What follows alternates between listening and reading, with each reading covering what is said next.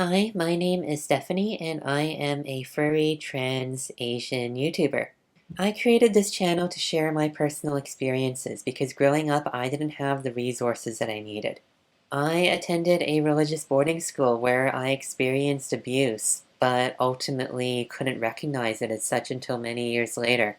I've seen several mental health professionals over the years, but none of them were able to identify my trauma or diagnose my anxiety.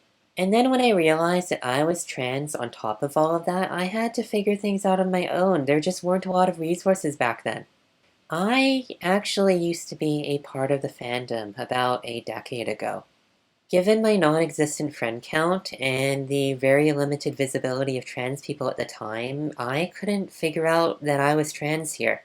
Ultimately, I felt like I could not be myself in the fandom, and 7 years ago I chose to leave to focus on my transition and my mental health. I have been transitioning for nearly 7 years, and I've been on hormones for well over 6 years.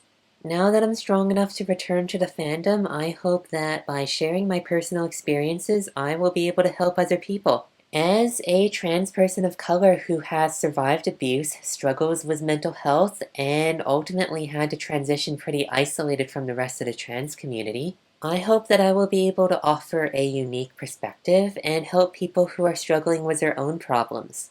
I didn't actually learn what transgender meant until I was 19. My white American cishet redneck boyfriend of over 5 years was calling out transphobia and being an ally before I even knew what being trans was. I wish that all that time ago when I was in the fandom, people talked more openly about their experiences, and that's what I'm trying to do here.